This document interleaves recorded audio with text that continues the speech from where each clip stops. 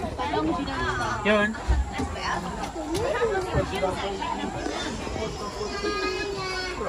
Good afternoon, welcome aboard the Lost Madagascar Express. Please can I ask that you remain seated at all times, please keep your arms and legs inside the carriage. We're going up to a lemur enclosure where the animals do roam free, so please do not take any food, please do not take any drink inside that enclosure. The animals are free roaming, that means they may approach you. If you get very lucky, they could jump on you. But we do not stroke, we do not poke the lemurs.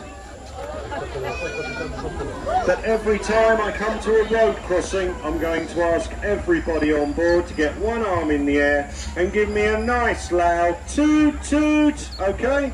So here we are at a road crossing, arms at the ready. Can I have a toot toot, please? Toot toot! That's lovely. Now we wave to everybody because they just love waving back.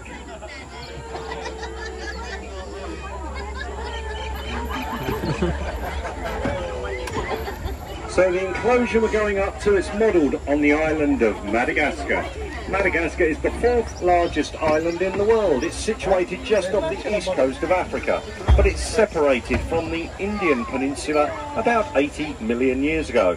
That means the animals and plants on the island have been able to evolve without any interference from the rest of the world, and today about 90% of the animals and plants on Madagascar are unique to that island, and that includes lemurs. There's over 100 different types of lemur, some of them as small as a mouse. Unfortunately, all of them are endangered, and that's mainly due to habitat loss. But the first enclosures on my right hand side are for the European grey wolf. I just saw them walking down the far end, so hopefully we'll see them when we get down there. The grey wolf is found throughout the northern hemisphere. There's over 30 different subspecies of grey wolf. The European grey is just one of them. Okay, they've just walked into the bamboo up the top there. There's one coming out now, look.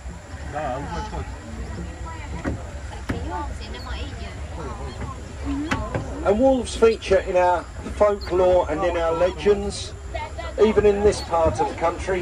For example, King Edmund of East Anglia, it is said the wolves guarded his head until it could be retrieved by his followers. So we have a history with wolves.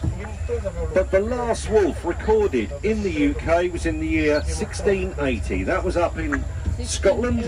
Now there has been talk of trying to reintroduce the grey wolf, but talk is as far as they've got so far. Personally, I think it would be rather nice. Now, can you all tell me what noise does a wolf make? I heard howling, it was very nice, but that was not everyone, I know that for sure. Let's try again. Can you all tell me what noise does a wolf make? You are now an honorary pack of wolves, and the best part is a wolf's hearing is 16 times more effective than a human's, so I know if you were howling, the wolves could hear your howling too. Next on the left, making the noise, these are black and white ruffed lemurs. There's one on the woodwork by my engine, there's one in the entrance to the house. These lemurs are the only lemurs to leave their young in a nest. Every other lemur type carries their young on their back.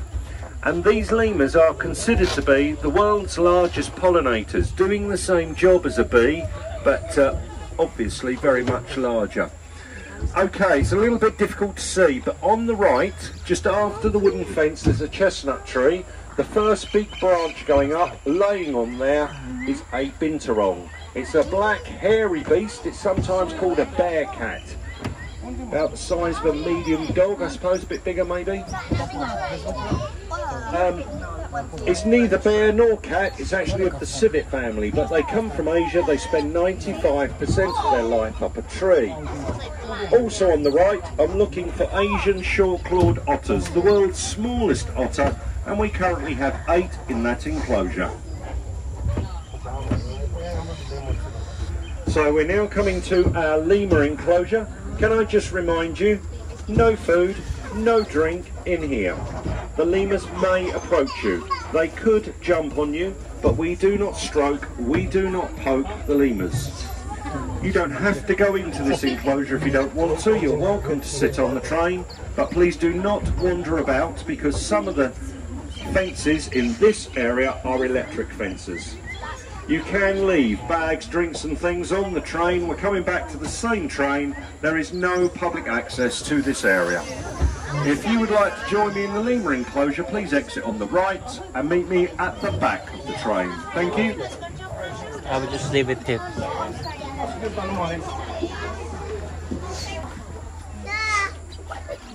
Come on. Babe, you will not leave.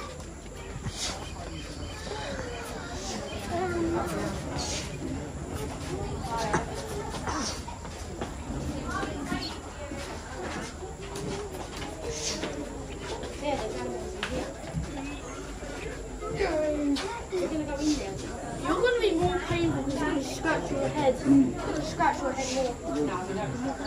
Either way, we just look at you. Well, I might scratch all your glue.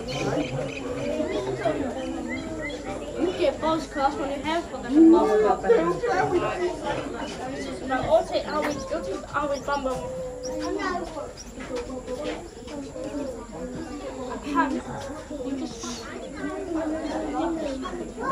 If you're the last, could you close the gate for me, please?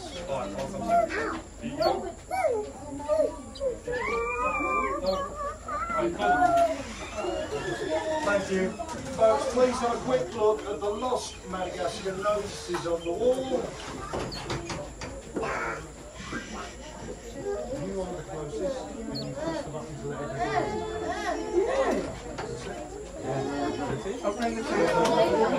Go biar kami ito namin. Kami namin.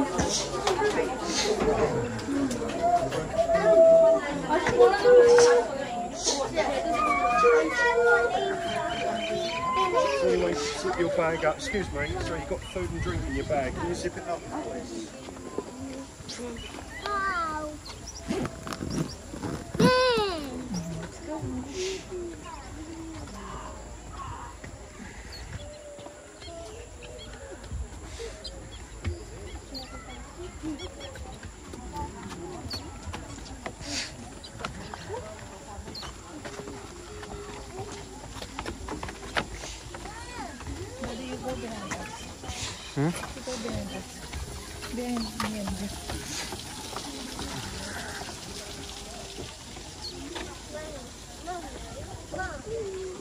I know what these are because we've been here.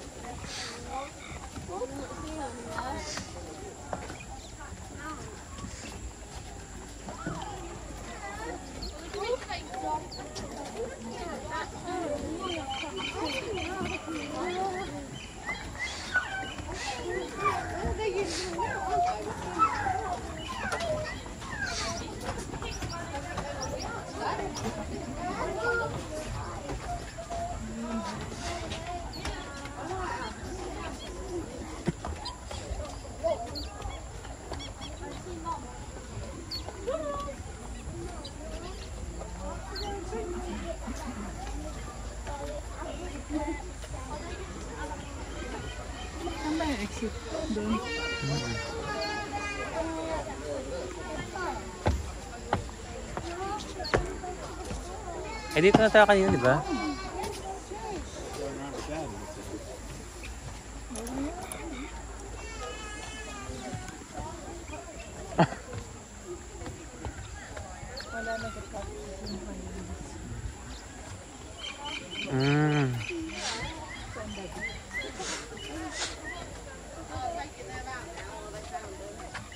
Oh, it's an elephant.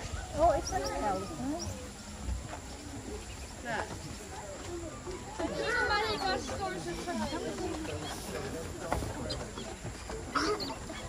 Okay. Can you see them in the tree foot? Can you see them? In the tree. What's it, Mom?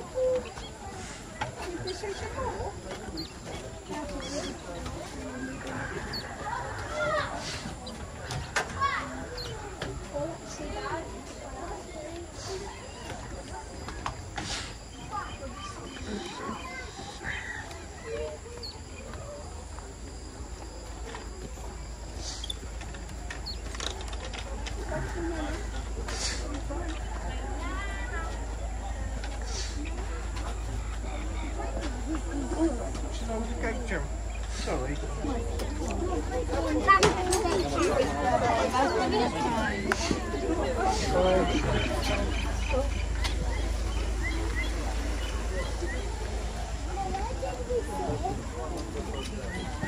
No, I've got to go further down. Further down.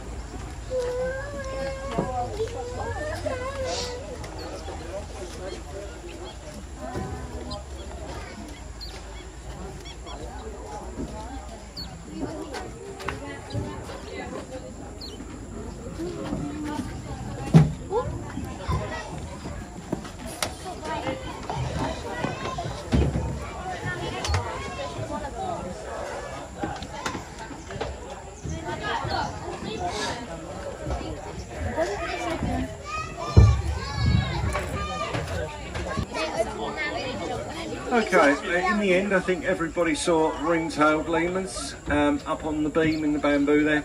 Obviously settling down for a bit of an afternoon nap, can't say I blame them. But the lemurs in that enclosure are all male. Our breeding group of ring-tailed lemurs are on your left side, so we might catch a glimpse of some of those as we go around. In fact, there's some right down on the ground by my engine. On my right, gelada baboons, sometimes called bleeding heart baboons because of the pink mark they get in the centre of their chest. A kobo is the dominant male. He's got lots of hair. It's called a fur mantle. Looks terrific when he runs. He's sitting on the ground but near to the red straps that are hanging down. If you look round the other geladas, hopefully you'll see young ones in there. We've had several young recently. The darker they are, the younger they are. The most recent was born on the 8th of June, so it's just over 2.5 months old now. But geladas come from the mountains of Ethiopia. They are the world's last grazing primate. They spend the day sat on their bottoms picking and grazing at the grass, and they have developed very thick leathery buttocks. Effectively, geladas have grown themselves a cushion to sit on. They spend the night sleeping on a cliff or rock face, then during the day they come down to graze on the grass pastures. Unfortunately for the gelada, the grassland they graze on, a lot of that has now been taken as farmland. So when they graze, they end up grazing on crops, and of course the local farmers consider them to be a pest. And when we're just loaded, the gelada's making quite a lot of noise. Some anthropologists will tell you that that's probably how the earliest humans would have sounded. Personally, I think some of the current humans sound fairly similar as well. Okay, we're just waiting for the other train to pass by in front of us. I can see the train, it's only moments away, but the track's not wide enough for us to go side by side. If you can just bear with me for a few moments.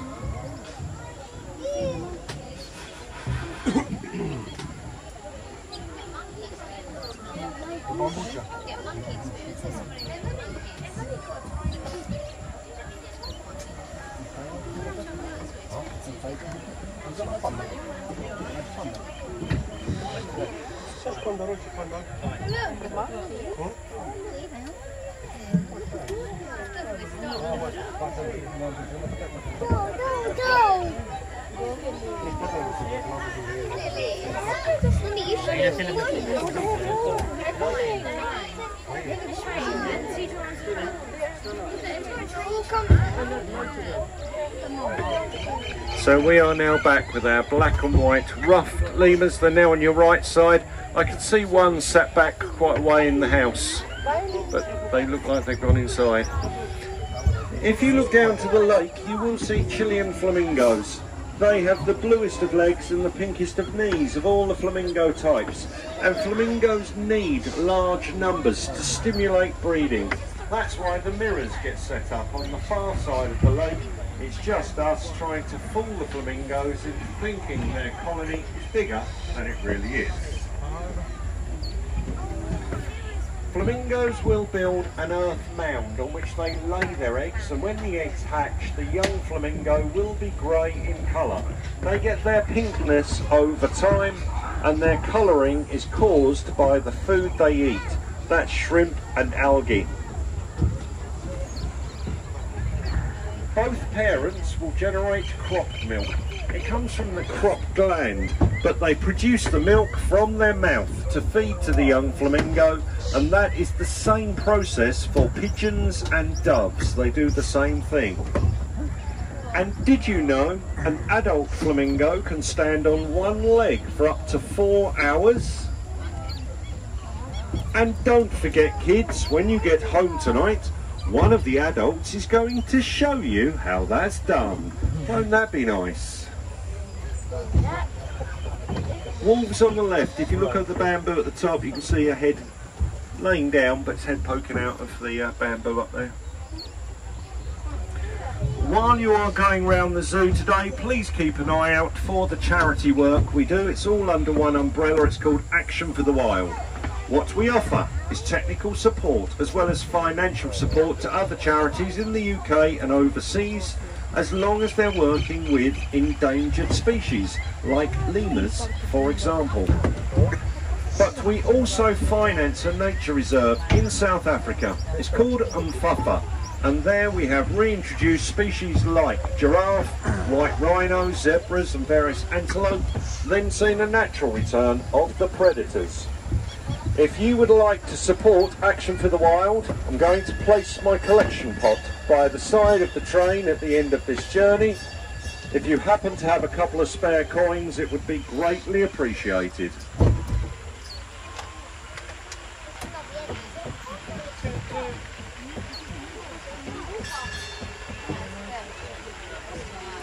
But right now we've come to a road crossing. This is your big moment. I need everybody to get that arm in the air. Can I have a nice loud toot toot? Here we go! Toot toot! That's lovely. Don't forget to wave to everybody. They love waving back, especially the fellas. They love it. Next on the right, Aardvark Burrow. Colchester Zoo was one of the first zoos in the UK to breed aardvark in captivity. Since then we've had 13 young. That's more than any other zoo. And one of our aardvarks, Afa, is now over 30 years of age. That makes him one of the oldest aardvark in the world, if not the oldest. Also, in that enclosure are rock hyrax. Rock hyrax are sometimes called rock bunnies because they look a bit like rabbits, but in fact their closest animal relative is the elephant. So we're coming back down into the station. Please remain seated till the train has come to a complete halt. Please do ensure you've got all your personal belongings. Just walk to the front of the train and straight up the slope to get out of the station today. I'm looking at the waiting queue. I think they need to hear the biggest, the loudest toot toot you can give them. Here we go! Wonderful!